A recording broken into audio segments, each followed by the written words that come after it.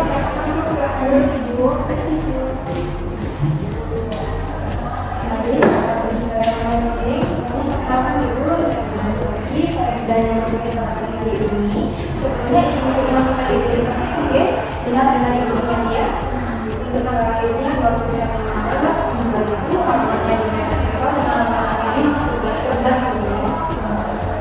Baik, emailnya sesuai dengan jangan terlalu Ibu lalu di sini akan KIE mengenai masitis yaitu pencegahan dan penanganan keterjadian masitis pada Ibu.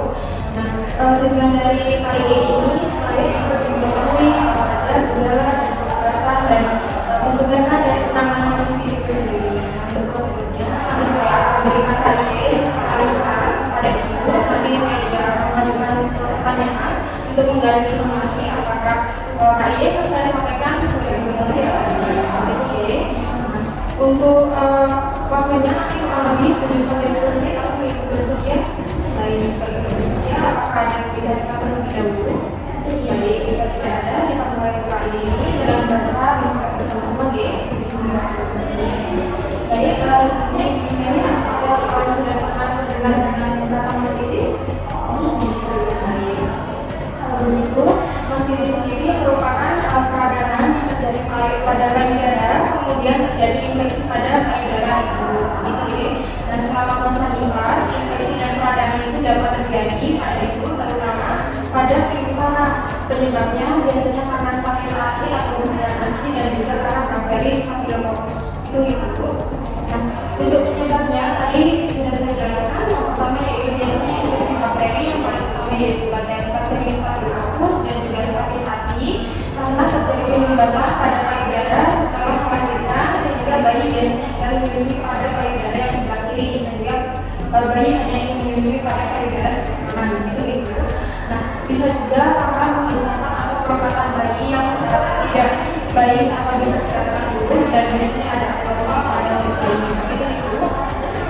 Baik, untuk masitis sendiri itu terjadinya pada saluran susu atau ductus lacrimalis di payudara atau saluran yang menuju ke putih. Dan di sini apakah ada yang ditanyakan terlebih dahulu? Jika tidak, saya hadirkan ya. Kemudian untuk faktor resiko yang dapat terjadi dari masitis sendiri itu biasanya terjadi pada perantara atau ibu yang hamil pertama kali. Kemudian berdasarkan perawatan, teknik menyusui yang tidak benar sehingga proses penguasaan payudaranya tidak baik. Kemudian pengisahan bayi yang kurang kuat dapat menyebabkan statis dan obstruksi kelenjar payudara, dan juga biasanya pemakaian darah itu yang kurang ketat. Jadi untuk setelah masa nifas, pada masa nifas disarankan untuk tidak menggunakan darah yang tidak terlalu ketat begitu. Dan biasanya ada bentuk mulut bayi yang normal dan terdapat masitis sebelumnya pada payudara. Ada ibu yang sudah hamil kedua kali atau sudah melahirkan kedua kali. Gitu ya. Untuk selanjutnya yaitu gejala dari masitis sendiri. Biasanya ibu yang anak masitis itu mengalami payudaranya anak bila disentuh atau terasa sakit, gitu ya. Kemudian muncul rasa gatal pada putih, perasaan sakit pada payudara, kemudian pembengkakan pada payudaranya sendiri, nyeri atau rasa panas terus-menerus atau saat menyusui.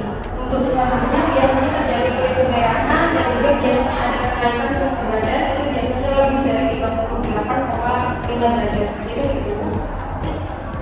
Selanjutnya, bagaimana sih mencegah masitis itu sendiri? Yang pertama, Ibu usahakan setelah menyusui itu payudara tetap kering. Jadi setelah menyusui bisa dilap dengan tisu atau menggunakan air bersih hingga kering. Kemudian jika adanya basah, akibat tergesa susu bisa langsung diganti. Kemudian menyusui secara bergantian antara payudara kanan maupun kiri dengan durasi masing-masing 20 menit atau dirasa ketika sudah diberikan pada payudara kanan terasa kosong, namun payudara kiri terasa penuh bisa gantian begitu Ibu. Untuk selanjutnya, untuk mencegah pembengkakan dan penyumbatan saluran bisa menggunakan pompa dengan untuk mengosongkan payudara tersebut.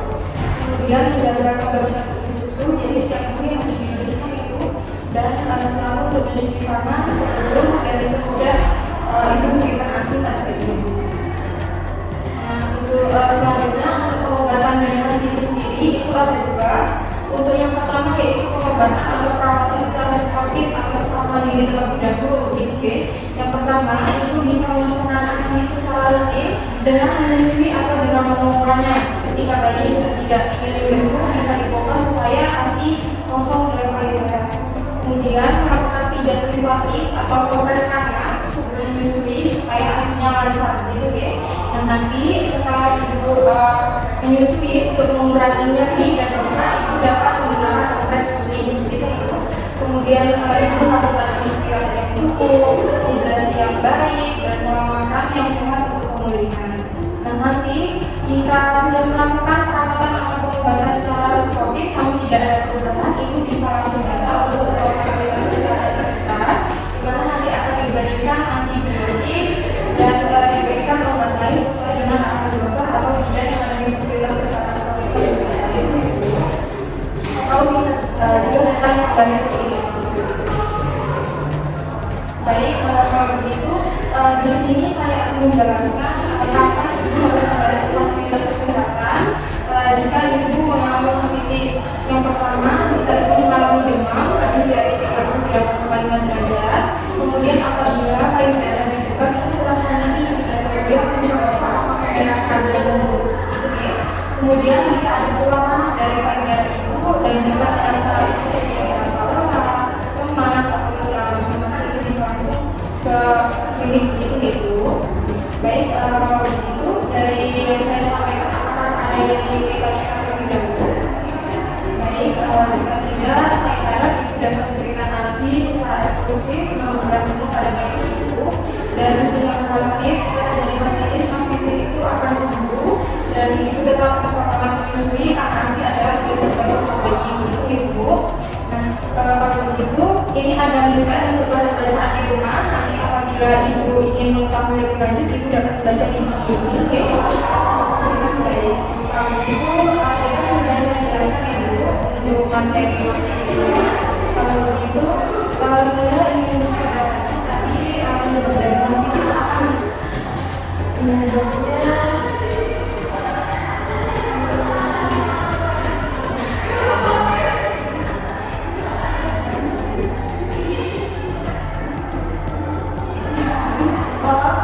karena penyesuaian sehat ya, terus payudara penuh dan tidak dikosongkan setelah menyusui, lalu luka atau pada penting, salah satu